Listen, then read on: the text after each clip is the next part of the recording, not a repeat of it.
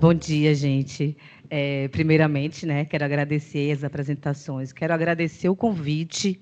Estou extremamente honrada e me sinto desafiada, né? Quando Josilda me fez essa proposta, eu falei, nossa, mas será? E aí, ontem e hoje, vendo o nível, o alto nível dos conferencistas, né, que estão compondo esse evento, tanto do ponto de vista da produção do conhecimento, no âmbito das ciências climáticas, como também no enfrentamento delas, na militância, né, de pensar, né, como esse conhecimento pode ser útil nesse enfrentamento.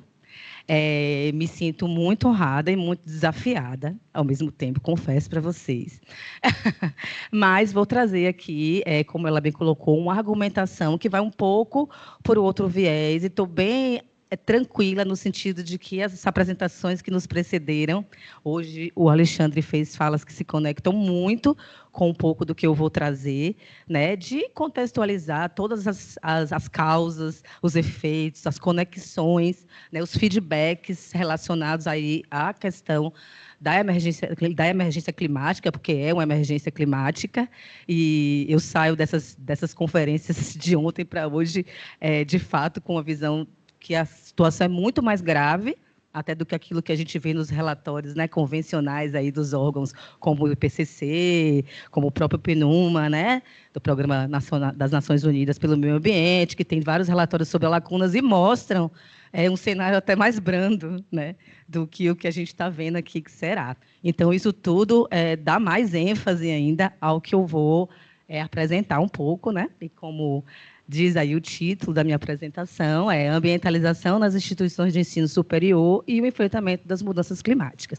Vamos falar um pouco do papel, então eu vou por um outro viés, né, um pouco, até porque eu acho que já, né, tivemos apresentações aqui que, né, digamos assim, cobriram de uma forma muito completa, incrível, essa dimensão, a dimensão biofísica, inclusive a dimensão política também, que se conecta aqui, e, né, biológica, do problema climático. Né? Aí, apesar de ser bióloga, então, né, mas com esse outro percurso mais interdisciplinar e transdisciplinar da minha formação, eu me aventuro aqui a trazer essa provocação, né, que, na verdade, a ideia é provocar uma reflexão, né, sobre o papel da educação e, particularmente, das instituições de ensino superior nesse cenário de catástrofe.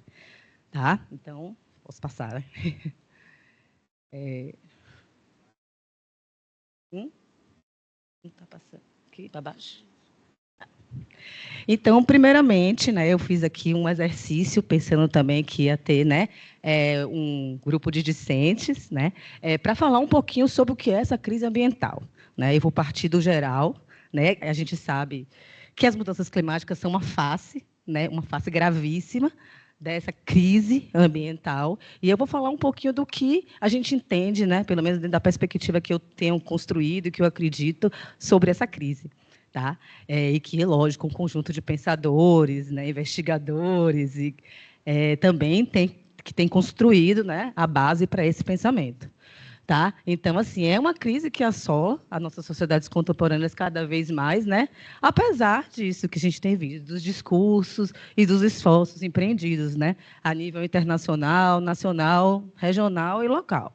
Mas o que a gente precisa entender e enfatizar é que a crise ambiental é uma crise civilizatória. A gente está falando das causas, porque a crise ambiental, a natureza está em crise. Né? Na verdade, o que está em crise são a nossa forma, como a nossa sociedade se relaciona com a natureza. Tá? Então, é nesse sentido que a gente precisa entender que as relações sociedade e natureza, que são constitutivas do modelo capitalista de produção e consumo, né, e descarte associado, né, implicam na superexploração dos bens naturais comuns, né? Aí, entrando um pouquinho no que o Paulo falou, aí, essa discussão sobre o que é comum, né, e quem regula isso, e na degradação dos ecossistemas atrelados ao fomento das desigualdades sociais. Né? É um erro a gente separar a degradação da natureza com a degradação humana. Né? E esse debate interdisciplinar e que dá ênfase aí no aspecto sócio da crise ambiental, ele vai enfatizar justamente isso. Tá? E é também uma crise Aí eu vou trazer essa citação, né, do Porto e Freitas, ali, do Firpo Porto e do Freitas, é uma crise do complexo modo de reprodução das sociedades modernas, que vem colocando em xeque o modelo linear de progresso e o de desenvolvimento correspondente. Tá? E é uma crise também epistemológica, que está indissociada dessa crise civilizatória, dado aí o papel da ciência moderna.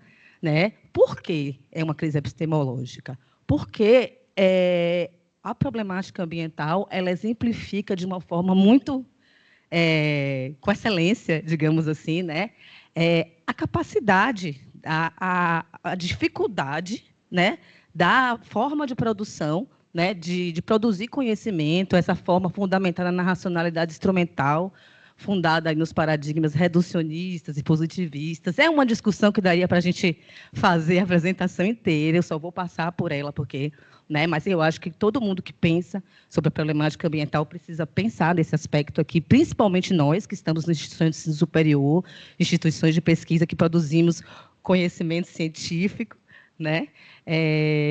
Por quê? Porque essa crise epistemológica ela questiona essa capacidade, né, dessa forma de produzir conhecimento que caracteriza a ciência moderna, aí o Boaventura Sousa Santos e a turma, né, o Edgar Morin e tantos outros, o Leff, fazem uma discussão muito rica e profícua nesse sentido, tá? Para compreender e enfrentar as problemáticas socioambientais, dada a sua multicausalidade e complexidade. Então, a problemática socioambiental ela joga a luz sobre tanta colaboração dessa produção de conhecimento fragmentada na produção, né, das causas. Aí que eu vou pensar, vamos pensar, não existiria indústria bélica sem conhecimento científico, né? Não existiria uma série de problemas ambientais se não houvesse um conhecimento científico que foi produzido e apropriado, e não necessariamente quem estava produzindo fez com, né, digamos assim, uma intencionalidade, mas que foi apropriado dentro dessas relações de poder e de mercado, sim, para produzir as problemáticas socioambientais, entre elas mudanças climáticas. Tá? Então, precisamos pensar sobre isso. Que conhecimentos vamos produzir, de que forma? Né? Então, quando a gente está falando em crise ambiental, em crise climática, a gente tem que pensar nisso, enquanto instituição de ensino superior. E mais, essa crise epistemológica ela é para fora também, porque vai questionar também essa suposta superioridade epistêmica, né, da ciência moderna sobre outros epistemes, ou formas de produzir conhecimento. Estamos, sim, falando aqui de conhecimento tradicional, de conhecimento popular. E quando a gente entra nessa questão, você fala, mas quer, né? Vai transformar a ciência, vai ser agora conhecimento popular. Eu falo, gente, por favor, né? Nós estamos falando de diálogo, né, e de reconhecer o papel de outras formas de produzir conhecimento, não que isso invalide as contribuições da ciência, tanto a favor como, né, contra aí as problemáticas ambientais, mas estamos falando de precisamos reconhecer de que a ciência não é capaz, não tem sido capaz, e, né, e além de ter contribuído para várias problemáticas sociais, para as causas, ela não está sendo capaz de propor, de trazer propostas que realmente, né, nos permitam sair dessa situação. Né? E aí isso não desmerece as contribuições, por favor, estamos aqui, né? Vemos aí, né, cientistas no âmbito da ciência climática, com colaborações incríveis, que é importantíssimo. Mas a gente está falando que precisa haver um diálogo, né, e precisa haver na formação esse diálogo, né, em todas as áreas. É o que eu vou falar, né, mais para frente. E aí, isso, um pouquinho do histórico aqui, né, que essa centralidade do papel da educação para modificar essas relações sociedade e natureza e garantir um presente e um futuro viáveis, né, para a humanidade, né, para nós. Não né, está desde o início do debate socioambiental, e porque não há transformação social sem educação. Né? A gente não pode conceber. Então, aí, mais uma vez, aí essas autoras trazem, é consensual a necessidade da mudança de mentalidade na busca de novos valores e de uma nova ética para regir as relações sociais, cabendo à educação um papel fundamental nesse processo. Tá? E, assim, essa ênfase na educação, no caso do Brasil, seguindo, lógico, uma tendência internacional dos debates, mas está presente lá desde a instituição da nossa Política Nacional do Meio Ambiente, tá? Que ela define, né, a educação ambiental como estratégia fundamental para a proteção do meio ambiente. E no Brasil, a gente passou por um processo que todo esse debate em torno da problemática socioambiental, ela calha com o momento de redemocratização do país. Tá? Então, a identidade da educação ambiental no Brasil, ela é fortemente marcada, né? Ela é forjada nesse processo de redemocratização e por meio da articulação entre movimentos sociais, educadores e ambientalistas. E é por isso que a educação ambiental na América Latina, mas no Brasil particularmente, ela tem um caráter político muito forte. Tá? Ela é fruto dessas articulações, né? E, nesse sentido, a educação ambiental ela remete à compreensão das relações sociedade-natureza, bem como das causas e implicações sociais dos problemas ambientais. A educação ambiental no Brasil versa sobre isso, tá? Exigindo uma mudança paradigmática no âmbito da produção e disseminação do conhecimento. Certo? E isso se reflete na nossa política nacional de educação ambiental. Acho que alguns já têm a oportunidade de conhecer. Eu, particularmente, admiro, né, o documento, até porque, lógico, ele traz um cenário, né, ideal, mas que foi pensado com participação de pensadores críticos e que envolvidos desde o começo com esse debate de educação ambiental. A Política Nacional de Educação Ambiental ela reflete essa identidade, né, em termos da legislação aí. Tá? E, nesse sentido, ela exige, né, ela estabelece linhas e diretrizes para a implementação da educação ambiental em todos os níveis do ensino formal, seja em instituições públicas ou instituições privadas, certo? No país. Bom, e aí aqui nasce esse campo, né? A partir da política de educação ambiental, demarca-se essa área que eu vem se chamando, né, de ambientalização do ensino superior, para demarcar um campo de redes, de instituições que estão discutindo isso já faz um tempo, estão colocando em prática e tentando avançar nesse sentido, certo? Mas é importante a gente entender do que se trata esse conceito de ambientalização, como ele é entendido. A gente pode entender por ambientalização o processo de acolher questões ambientais sob a lógica do nexo entre sociedade e natureza, e igualmente integradas em uma perspectiva interdisciplinar. Então, o que eu estou dando ênfase aqui o tempo todo, vocês estão percebendo, é nessa integração. Né? Não podemos pensar, né, em problemáticas ambientais e enfrentamento dessas problemáticas, das mudanças climáticas, na verdade, do aquecimento global, sem pensar na transformação dessas relações. Eu acho que o Alexandre trouxe isso de uma forma muito explícita na fala dele. Eu fiquei particularmente bem animada, assim, que eu achei que calhou, com o que eu ia trazer. A Luciana também trouxemos ontem, essa perspectiva, tá? E, assim, portanto, a noção de ambientalização no ensino superior, ela se refere, é meio que consenso, a incorporação da temática ambiental e da sustentabilidade socioambiental nas instituições de ensino superior, que emerge nesse campo das discussões e das práticas da educação ambiental, certo? E, é claro, a importância disso decorre do papel-chave que as instituições de ensino superior desempenham na construção de conhecimento e na formação de profissionais qualificados, bem como de sujeitos que exerçam a cidadania. E aí, nesse sentido, que a gente traz uma ênfase que no papel das instituições superiores, não só na produção de conhecimento aplicável, mas também na formação de cidadãos. E mais que isso, um pouquinho que eu vou trazer daqui a pouco, de que profissionais vamos formar. Em que contexto, e sobre o que os profissionais em todas as áreas vão pensar. Todos, a gente está vendo aqui, os dados, a catástrofe climática é real. Vamos ter profissionais. Eu estava conversando com o Josildo aqui agora, porque Alexandre fez uma provocação sobre o prato, precisamos pensar no nosso prato. E, ao mesmo tempo, você tem uma linha fortíssima dentro da nutrição, aí nas instituições federais, em geral, da nutrição esportista, que defende dieta da proteína. Hello, né? Como diz assim, dieta da proteína, a ficar esbelto no modelo, no padrão aí, estético, aceitável dentro da sociedade de consumo, né? Enfim, né? Sim, a sustentabilidade é algo meio óbvio, né? Mas não poderá ser alcançada se não tivermos uma formação que prepare os diversos profissionais de todas as áreas, né? Com uma nova maneira de viver, pensar e estar no mundo, né? O que esses profissionais vão fazer nessa nova realidade que está desenhada aí, né?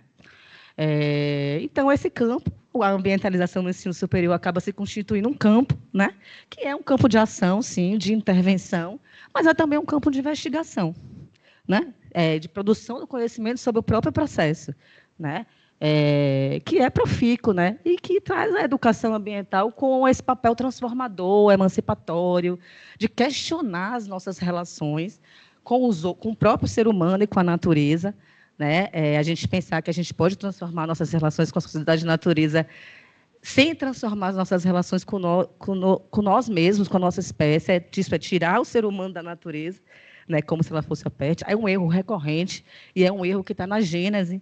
E vários pensadores desse pensamento crítico, né, do debate epistemológico, vão enfatizar isso. Está na gênese da crise socioambiental, essa separação, né, que, né, é lógico que tem todo um histórico aí do desenvolvimento da sociedade moderna, né, enfim, que é isso, daria para a gente, né, não uma manhã não, mas é um ano, né, para conversar e amadurecer e discutir sobre isso. Mas eu acho importante essa apresentação demarcar esse aspecto, né, já que estamos falando de ensino superior e de crise socioambiental, né, crise climática.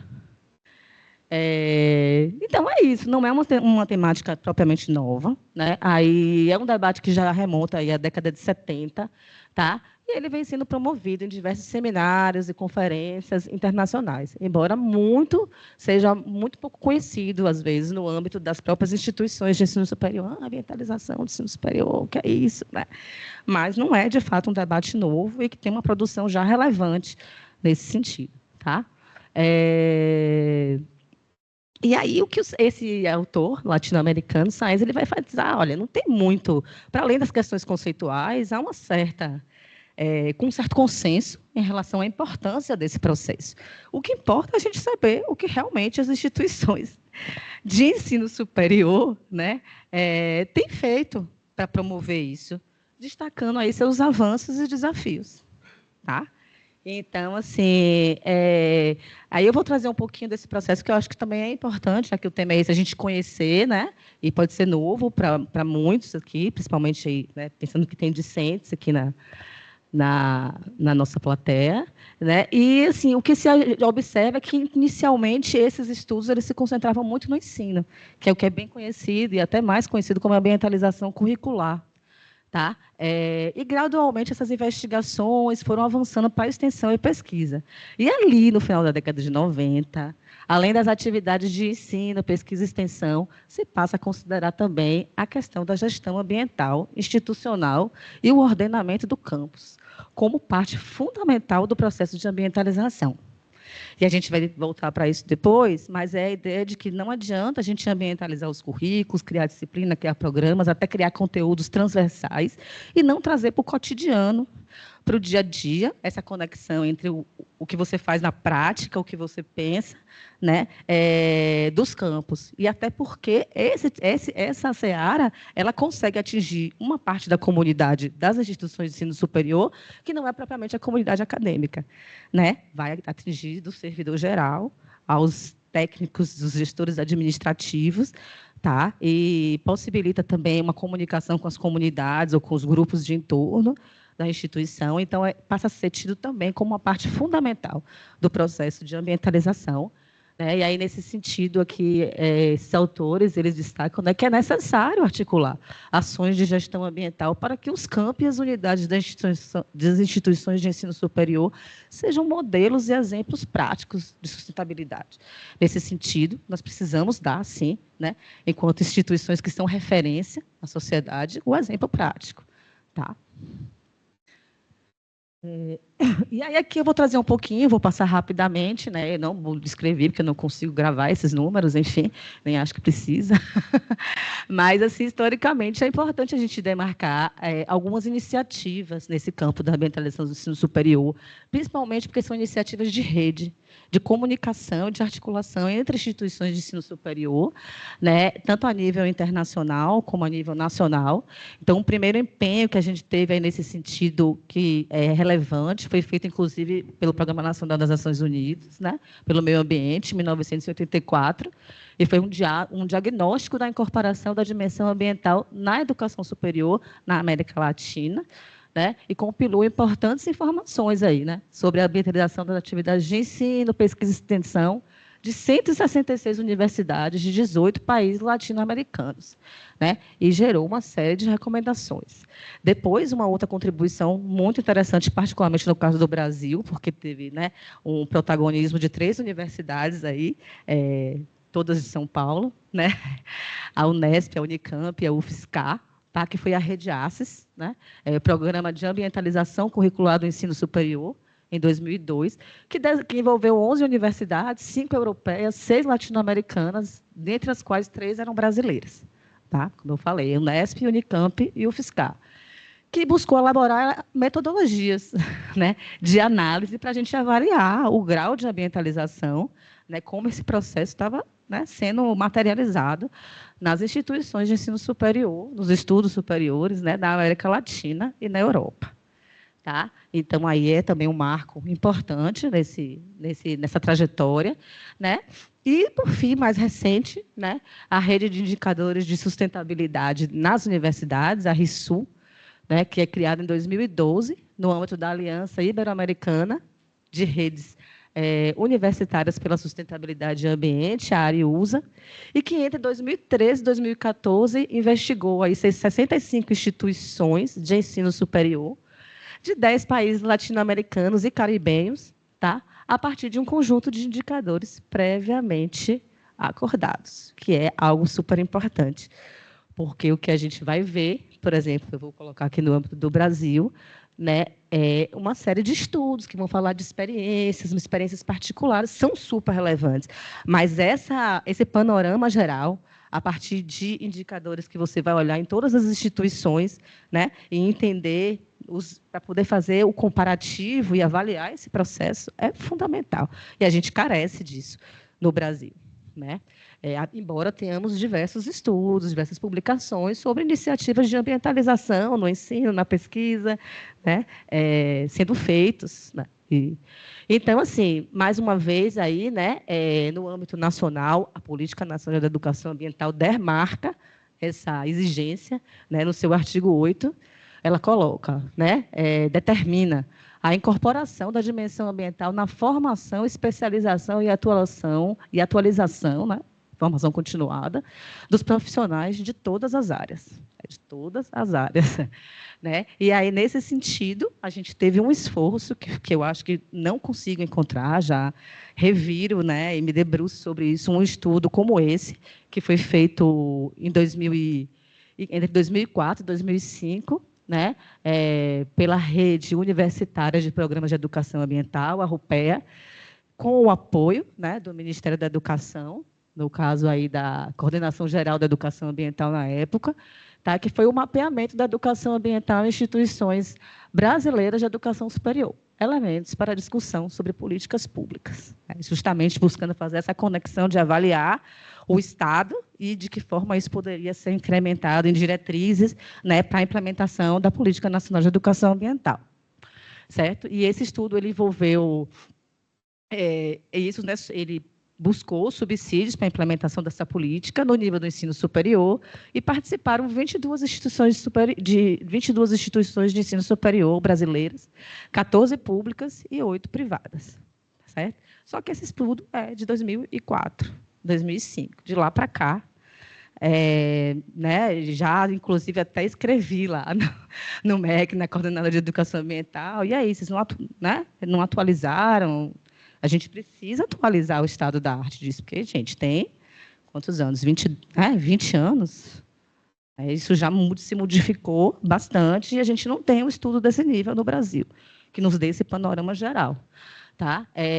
Eu acho que um outro marco interessante, em termos legais, jurídicos, aí que é importante a gente mencionar, são as diretrizes curriculares nacionais para a educação ambiental, de 2012, de que justamente, né, consolida diretrizes para a implementação da Política Nacional de Educação Ambiental em todos os níveis de ensino. E aí as DCNEA trazem isso, né? Os sistemas de ensino devem promover as condições para que suas instituições educacionais se constituam em espaços educadores sustentáveis, com a intencionalidade de educar para a sustentabilidade socioambiental de suas comunidades, integrando currículo, gestão, edificações em relação equilibrada com o meio ambiente e tornando-se referência para o seu território.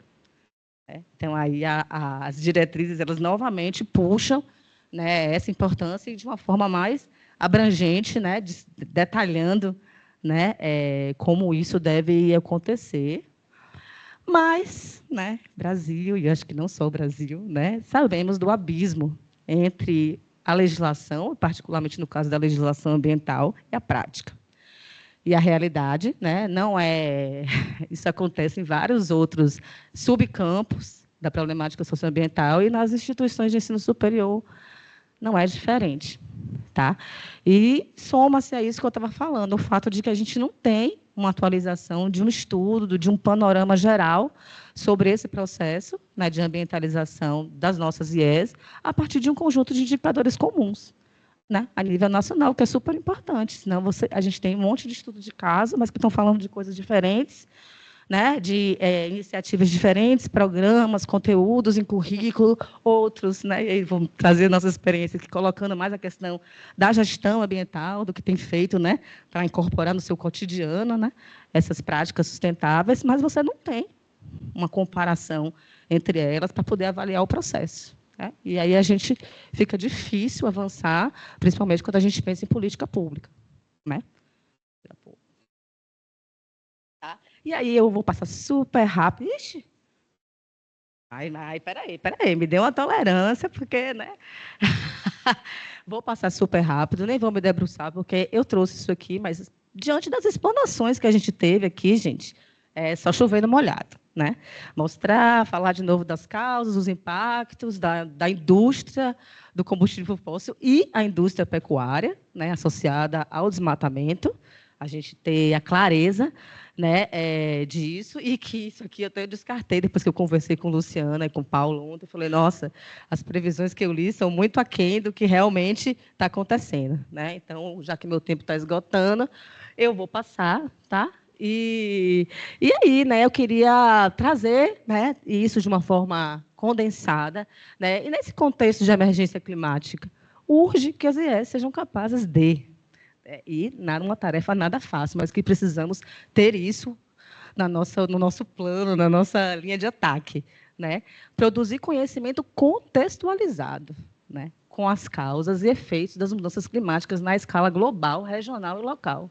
Porque isso é imprescindível, né? Para traçar estratégias de desaceleração do aquecimento global, né? Bem como de planos de adaptação à sociedade à nova realidade que está aí. Né, e que devem embasar as políticas públicas. Né, e, mais uma vez, né, formar sujeitos capazes de compreender essas causas e efeitos e de como elas se interconectam, que eu acho que é a parte mais importante, com a sua área de formação e atuação profissional. Né, e também com o seu papel de cidadãos. É um desafio, né, que eu acho que a gente tem enfrentado malmente, né, nas instituições de ensino superior, contribuindo tanto individualmente como coletivamente para a redução da emissão dos GEs e para preparar as sociedades, particularmente os grupos mais vulnerabilizados, para lidar com os efeitos das alterações climáticas. Tá? Então, assim, mais uma vez eu estava falando aqui, vamos formar nós aqui, por exemplo, instituições de ensino superior, né, médicos, enfermeiros, psicólogos, fora desse contexto, né? Aí você pensa aí, por exemplo, nos efeitos das mudanças climáticas sobre a área da saúde, e aí pensa na saúde não só como ausência de doença, mas como qualidade de vida. Já existem vários estudos mostrando, inclusive, as implicações, né, psicossociais das mudanças climáticas, das ecomigrações, dos desastres, né, e na parte da saúde, a transmissão de doenças, né, a aceleração por água, por alimento, por proliferação de vetores, que talvez nos jogue para um perfil epidemiológico que a gente achava que já tinha ultrapassado, né, de a gente ter essas doenças infecciosas transmissíveis numa realidade que remete no Brasil, no caso, à primeira reforma sanitária, né, onde essas doenças dominavam, né, principalmente por causa das desigualdades sociais, a falta de, aí você soma, né, falta de condições de saneamento, né, tudo que a falta de direitos, né, que é um pouquinho que eu vou falar de tarde também, que faz uma sinergia, né, com os danos das mudanças climáticas e faz no âmbito social e político esse efeito cascata que a gente vê também nos ecossistemas, né, e nos feedbacks aí no meio, né, propriamente biofísico e biológico, que eu acho que a gente tem visto e que hoje o Alexandre retomou de uma forma muito, né, brilhante, assim, né, uma coisa muito mais grave, e esses processos de retroalimentação, isso acontece também no âmbito social, político. Não é só no âmbito propriamente da natureza, né? Eu gosto de falar da base biofísica e biológica, a base biofísica, para a gente exercitar, porque é isso, a gente fala as coisas no plano do discurso, a gente precisa exercitar. Né? A gente precisa exercitar, mudar as terminologias. Se a gente realmente vai transformar a nossa forma de pensar, a gente precisa se questionar o tempo todo. Eu me questiono o tempo todo, nessas minhas andanças, né, interdisciplinares e transdisciplinares. Eu mudei as terminologias que eu usava zilhões de vezes e continuo mudando, espero continuar assim. Né? Porque a gente precisa reinventar, entender esses conceitos, do que a gente está falando. Né? Se eu continuo falando de natureza separada do homem, né, então eu preciso mudar minha terminologia para que faça mais sentido com o que eu estou pensando, com o que eu estou defendendo. Precisa ter coerência, tá? E aí eu trouxe esse exemplo porque nas minhas pesquisas aí eu achei bem interessante, né? Um projeto internacional, tá? Que é o Climate U, transformando as universidades para um clima em mudança, tá? Esse projeto ele defende que o ensino superior tem um papel crucial a desempenhar na resposta à crise climática, não apenas através da realização de pesquisas, mas também através do ensino, envolvimento da comunidade e conscientização pública. Então, meio que eu trouxe, porque ele condensa um pouco isso que eu tinha descrito aqui antes, né? Numa citação, é um projeto que eu achei super interessante, né? Vou investigar mais, né, sobre ele. Ele é um projeto que ele visa fortalecer a contribuição das universidades para a abordagem das causas e impactos das mudanças climáticas em contextos de baixa renda. E tem buscado, justamente, avaliar e promover ou fortalecer a integração da temática das mudanças climáticas nas atividades de ensino, pesquisa e extensão das instituições de ensino superior e formar redes universitárias em torno dessa temática nos 4 países em que atua: Brasil, Fiji, Quênia e Moçambique. Né? Todos os países que a gente vem chamando, né, do sul global, numa definição. Né, de tarde eu vou trazer um pouquinho mais isso, mas que é uma definição muito mais geopolítica do que geográfica, né, para localizar aí as regiões mais vulnerabilizadas, né, e que sofrem mais as injustiças climáticas. Tá? E, assim, esse projeto, né, ele ficou repetido, é porque não saiu da outra. Né? Você tinha separado nos slides, mas daí aconteceu alguma coisa aqui na comunicação que não... Eu já tinha falado, né, aquele slide anterior. Tá? Então, assim, nesse contexto de desafios e possibilidades, a única forma, então, da gente promover essas transformações é por via da ambientalização. E aí eu não sei, agora eu fiquei meio tensa com o horário. Dá para a gente passar um pouquinho? A gente precisamos vendar um acordo aqui para finalizar. Tá? Tem sido colocado diversos... Hã? Não, dá para a gente esticar um pouquinho, né? Não, a gente vai... Porque eu preciso, pelo menos, dar um fechamento e mostrar um pouquinho do que a gente tem feito, que eu acho que é uma parte importante. Né? Infelizmente, o tempo ficou curto. Né? Achei até que não ia ser, mas ficou curto. E, assim, existem muitos desafios para isso, gente, para a ambientalização nas instituições de ensino superior.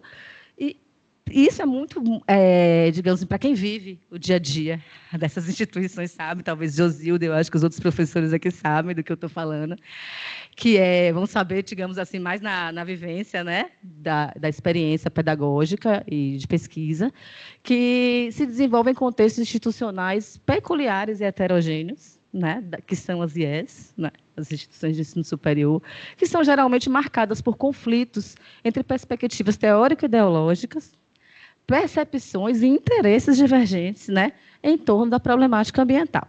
E isso, obviamente, obstaculiza, né, a implementação efetiva dessa internalização da sustentabilidade socioambiental a partir do momento que você não tem um consenso ou um valor comum, né, que guie essa implementação. Tá? E outras vezes, isso acontece muito, e vários estudos de caso têm mostrado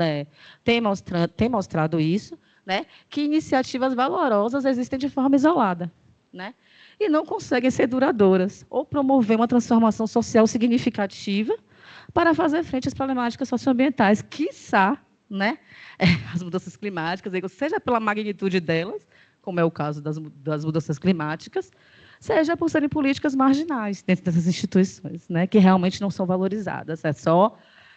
E aí, mais uma vez, ressaltando, não vou falar, né, mas aqui essa questão epistemológica, que outra coisa que desafia esse processo é ainda a produção e a difusão do conhecimento de forma fragmentada, né, fundada na disciplinaridade, na racionalidade instrumental, nas disputas de poder entre as disciplinas. Né? No campo socioambiental, isso é real também, né? Apesar da propalada interdisciplinaridade, transdisciplinaridade, tá? Para abordar a complexidade, né, desses problemas, certo? E, nesse sentido, né, eu vou até passar aqui, porque vou mostrar logo o meu desenho, né? Porque tinha uma explicação. Alguns autores, poucos, mas têm feito esse esforço de traçar, não é uma metodologia, nem é um protocolo para ambientalizar IES, não é isso. Mas são diretrizes que são importantes de serem observadas no processo. Né? Aí Sorrentino e Biasoli trazem essa ideia do eixo metodológico, né, e do eixo da utopia, das utopias e valores, para não acontecer um processo de despolitização. Né? É necessário, esses autores vão defender isso, que você tenha a ideia do aprender fazendo, do aprender vivendo, do aprender com o outro, do aprender junto da coletividade aqui no eixo metodológico, e nas utopias e valores questionar o nosso modo de relação com o outro, com a natureza, né? Questionar o modo de produção e consumo no qual nós estamos inseridos. Você não pode perder esse viés, porque senão você faz um greenwash nas instituições de ensino superior. Estamos fazendo porque é bonitinho, porque é correto, porque ambientalmente tem valor lá na Bolsa de Valores, né? Mas há o papel transformador, crítico, né, de fazer sujeitos pensantes que possam atuar nessa frente. Você não pode perder isso de vista, por isso que eles são eixos norteadores, transversais e estruturantes. Né? E, no meio ali, esses eixos centrais, né? Que é o ensino, pesquisa, extensão e gestão dos campos, que idealmente, que é no plano ideal, né, gente? Devem estar integrados e dialogando para que faça sentido o processo como um todo. Né? Senão a gente fica pipocando, iniciativa, uma disciplina aqui, um programa aqui, né? E o processo não se totaliza, não se consolida na sua totalidade. Tá? E aí, aqui passando rapidamente, né, são algumas questões operacionais. Uma é a importância de um grupo, né, interprofissional que peite, né, que, né, lute aí buscando promover os caminhos para essa implementação. Esse grupo é descrito em várias, né, das literaturas como um primeiro passo importante que promove esse processo. O outro é uma política institucional ou um programa, né, que formalize, né, o compromisso das instituições com a sua performance no sentido de se ambientalizar, né, e de trazer essa discussão para dentro da instituição superior.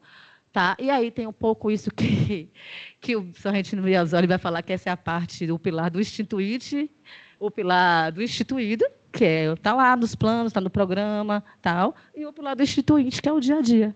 É que isso esteja presente nas festas, esteja presente nos corredores, nos banheiros, nas cantinas, ocupando todos os espaços de convivencialidade, onde as relações sociais se desenrolam para além, do âmbito propriamente acadêmico, né, da discussão sobre pesquisa, sobre conceitos, categorias, né, dá para esverdear o capitalismo ou não, né, esse tipo de debate que a gente vai voltar um pouquinho de tarde, né, e assim, isso é fundamental, né?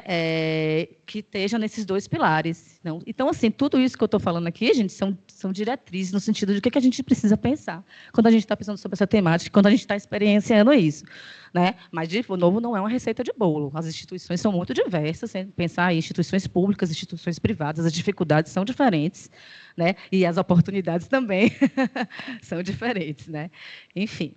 E aí, assim, eu vou pular aquela outra partezinha para ver se eu consigo falar um pouquinho, né, sobre o que aí, no caso, como que a Baiana, né, tem eu aqui, particularmente, represento hoje, eu e Luísa também, né, um cargo de assessora socioambiental, que vem buscando, né, apoiar esse processo de ambientalização. É um processo que, para nós, como vocês vão ver aqui, ainda estamos caminhando, começando, para mim, né, no meu entendimento, pelo menos, nesse desafio, que é um desafio. Tá? Aí eu trago um pouquinho isso da importância de ser uma instituição no campo da saúde, e aí as relações, né, entre saúde, mudanças climáticas, os danos, né, à saúde e à qualidade de vida, como isso, em uma instituição de ensino superior, no campo da saúde e com o perfil da Baiana, não pode se isentar desse desafio. É o que eu estava falando aqui. Quem são os profissionais que estamos formando? Né? Quem são os médicos, quem são os enfermeiros, os psicólogos? Eles vão viver em que mundo? Né? Eles vão atuar com que problemas? Com que, se você tem uma formação, que o médico sai sem saber do que se trata? Emergência climática. Né? Muito complicado. E aí, no caso, né, aqui da Fundação, a gente vê, por exemplo, que o componente socioambiental está presente, desde a missão, no plano de desenvolvimento institucional, tá? E também no mapa estratégico, muito referenciado como responsabilidade socioambiental. Acho que Lu, né, ela estava nessa época, onde esses documentos foram construídos, eu ainda não estava, mas está lá. Né? Uma preocupação sobre isso. Não passou batido, né? Mas está naquele pilar do instituinte. Né? E aí, para sair um pouco, né, disso e vir para a operacionalização, o primeiro passo que a Baiana deu foi justamente a formação desse comitê ambiental em 2017, que é constituído por um grupo interprofissional de colaboradores comprometidos com, não a implementação, porque a Baiana tem vários setores, mas em orientar as diretrizes para fazer o processo de ambientalização, né, nessas 4 frentes aí. E outro passo fundamental foi justamente a criação da política, nossa política ambiental institucional, que é a Baiana Verde, né? Em 2019, ali, que foi retificada em 2023, desculpe, e que determina isso, né? Estabelece, né? Orientar as ações ambientais no âmbito da Fundação Baiana de Desenvolvimento das Ciências e das instituições por ela mantidas, promovendo uma gestão e educação ambiental integradas, com a adoção de padrões sustentáveis de produção e consumo, protegendo o meio ambiente. Está na nossa política. Né? Então, assim, visando a implementação dessa política, a Baiana tem empreendido diversas iniciativas aí, né? Que desde a minha entrada, né, e aí um outro passo também foi a criação do cargo que eu ocupo hoje, de assessoria socioambiental, que entrei justamente para organizar isso e tentar mapear e enxergar caminhos, né, e desafios, e onde que a gente pode avançar, né, onde a gente vai ter que ir mais devagar, porque, né, tem questões institucionais que emperram o processo também, e permitiu visualizar a totalidade de iniciativas que a Baiana já tinha até mesmo antes, né, mas que não eram organizadas dessa forma, né? Nesse contexto da ambientalização das instituições de ensino superior. Então, nesse relatório, nessa organização, a gente organiza as iniciativas em 2 grandes eixos, que é a gestão socioambiental dos campi e a educação ambiental na formação profissional. Tá? E a gente tem então, aí uma série de iniciativas, né? Não vou descrever todas elas, vou mostrar umas fotozinhas depois que eu acho bem mais interessante, tá? Mas, assim, na gestão de resíduos, né, aí vocês podem ver a redução de papel A4, a questão dos copos, né? A gente tem hoje os copos que vocês estão vendo, os copos são biodegradáveis, eles só são disponibilizados quando é extremamente necessário, né? A Baiana hoje não disponibiliza copo plástico descartável, né, para os alunos, nem para os professores, nem para os colaboradores, tá? Tem uma segregação, né, e uma coleta seletiva de papel e papelão, né, e de lâmpadas também. Tem a nossa compostagem de resíduos orgânicos, com o próprio material de jardinagem da Baiana e da casca de fruta e de verduras da cantina lá do Cabula, daqui do Cabula, bem como um gerenciamento adequado, que é algo muito importante, dos resíduos de serviços de saúde, né, que são resíduos perigosos. É uma instituição que lida, né, com esse tipo de lixo, que é lixo químico, né, alguns altamente perigosos, né, então precisa ter uma política. A Baiana tem 2 planos de gerenciamento de resíduos sólidos, né, que é monitorado, tanto um para o Cabula e um para Brotas. Tá? E aí a gente tem algumas iniciativas na gestão energética, como a substituição de lâmpadas. Recentemente, a gente fez a migração para o mercado livre de energia renovável, né? Com todos os debates, né? E principalmente depois do que o Alexandre trouxe aqui, né? A gente fala, nossa, mas a gente entende que é, sim, né, uma iniciativa nesse sentido, a partir do momento que você está apostando, não estamos substituindo, mas nessa outra possibilidade, né? Enfim, na gestão hídrica também, a gente tem, né, essa aderência a modelos e torneiras que são econômicas. Aí tem um sistema de monitoramento de vazamentos, né, para que isso não impacte, né, muito a demanda hídrica da instituição. O manejo de áreas verdes, né, que infelizmente Maurício não está aqui hoje, ele estava aqui ontem, né, que ele é o gestor de áreas verdes, que eu acho que é uma das frentes que a gente tem mais, digamos assim, significância no âmbito da gestão, né, socioambiental. E aí a gente tem uma conservação e manejo das espécies arbóreas nos campos, uma conservação de um remanescente de Mata Atlântica secundária, que vocês podem ver aqui atrás da gente, né, que é manejado, que é cuidado. Tá? A gente tem hoje 337 árvores distribuídas entre 44 espécies, ou seja, temos uma biodiversidade aí relativamente bem representada, né, nas espécies arbóreas, vegetais. Temos o plantio de muda de espécies arbóreas nativas da Mata Atlântica. Tá? A Baiana plantou 133 mudas dessas árvores entre 2018 e 2023, né, nessa perspectiva da arborização. Tá? E o uso do nosso próprio composto orgânico para fazer a adubação dessas espécies, dessas árvores, certo? E, por fim, também a outra menina dos olhos, que é a comunicação ambiental, e aí a gente tem das campanhas educativas, a distribuição do composto orgânico, que vocês estão vendo aqui, né? A divulgação da política, né? A instalação de placas para identificar as espécies e mostrar a relevância de cada uma dessas árvores. Lá nessas plaquinhas, se vocês observarem aqui, tem os QR Codes, e lá você pode, inclusive, acessar os usos, né, medicinais dessas árvores, que algumas delas têm, a relevância delas, tá? Buscando visibilizar o papel desses sujeitos, né, árvores aí na nossa vida. Tá? E, ao mesmo tempo, a gente tem o programa Ecos Baiana Verde, notícias de informes na área do Baiana Verde no website da Baiana, apresentações e intervenções em diversos eventos, buscando abordar as temáticas socioambientais, as problemáticas, na verdade, socioambientais, e também divulgar o que a Baiana tem conseguido fazer.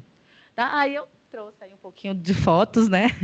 Que é a gente aí no dia em homenagem ao meio ambiente, 2022, né, que a gente plantou aí 4 mudas da grumichama, da Eugênia brasiliense, que é uma árvore nativa, endêmica do Brasil, tá? E 3 no campus do Cabula e uma no campo de Brotas, tá? E outra que foi também a nossa intervenção na última mostra cultural e científica, Lutas, Justiça Social e Juventude, qual projeto de sociedade você vai ajudar a construir. E aí, né, nós fizemos essa intervenção onde a gente abordava a questão das ilhas de plástico, né, esses grandes conglomerados, né, que são feitos pela nossa desova de resíduo, né, de rejeito nos oceanos e junto com as correntes marítimas que formam esses grandes conglomerados, né? E aí lá também tinha um QR Code explicando o que era esse fenômeno, enfim. Tá? E, por fim, aí nosso desafio maior, que eu considero, né? Depois disso, eu nem vou chegar nas considerações finais, mas eu vou já trazer isso, né? Porque o tempo com o meu. Mas, assim, a gente tem feito um mapeamento, né, de quais as disciplinas, né, que têm conteúdos já transversais ou que já trazem algum diálogo com o conteúdo socioambiental, né? E aí estamos nesse processo ainda, não é um processo que está terminado, né? Mas até agora a gente identificou 5 componentes que têm esse perfil, né? Que a gente pode incrementar ou, né, desenvolver melhor, mas que já tem um perfil propenso, né? Que é saúde coletiva 2, na grade do núcleo comum, saúde e ecologia, cadê Cid? Já foi, estava aqui nosso professor, que, né? No curso de biomedicina, gestão e planejamento e serviços de saúde, biointeração e atenção básica 2 no curso de enfermagem. E um deles é nosso professor Arthur, que também é da UNEB, que é o docente responsável. Tá? Na pesquisa, a gente não conseguiu, nosso pró-reitor de pesquisa fez um levantamento, né, e se debruçou sobre esse olhar e a gente não identificou nenhum grupo que já desenvolva pesquisas na interface com a temática socioambiental com essa pegada. A gente tem alguns grupos, no caso da biomedicina, que desenvolvem a temática ambiental, mas com um olhar mais técnico, né?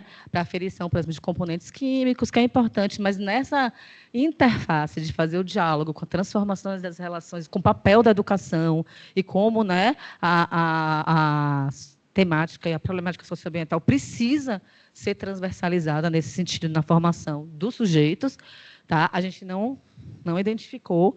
E aí, nesse sentido, a gente está cavando esse espaço e está fazendo uma articulação promissora, que eu considero promissora, na psicologia, com o grupo de pesquisa na psicologia social, particularmente, né? Com o grupo de pesquisa Psicologia, Diversidade e Saúde, né? Que nos abriu aí um espaço para construir uma linha e trabalhar sociobiodiversidade, justiça ambiental, educação e saúde, e né, desenhar um projeto nessa interface e poder agir também na pesquisa por aí. Tá? Aí também tivemos uma pesquisa que eu gosto de falar, porque foi uma pesquisa de monografia no curso de biomedicina, que avaliou justamente a qualidade do nosso composto orgânico.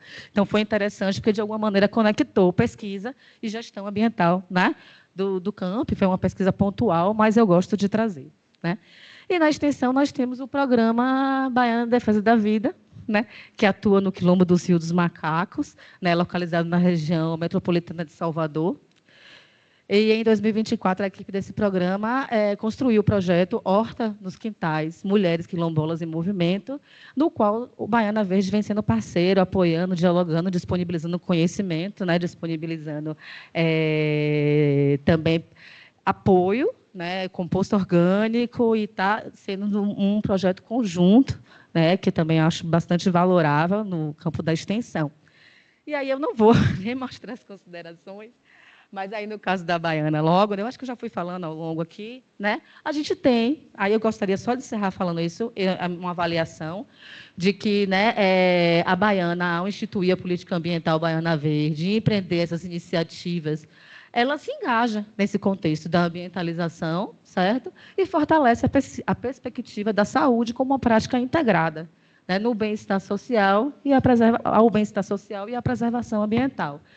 Mas, assim, a Baiana ela tem avançado de forma significativa, eu acho, nesse campo da gestão socioambiental, de tornar nossas operações mais sustentáveis. Tem muita coisa para fazer ainda, né? Mas, assim, a gente avança nesse sentido, mas tem o desafio ainda de ampliar o escopo da inserção da temática socioambiental nas atividades de ensino, pesquisa e extensão, que nessa área, que são as atividades fins da instituição de ensino superior, e para promover essa transformação social, né, de uma forma mais, na sua totalidade, a gente está ainda engateando, começando. Gente, desculpa, assim, né, eu passei do tempo, mas eu precisava finalizar. Tá? Muito obrigada mais uma vez.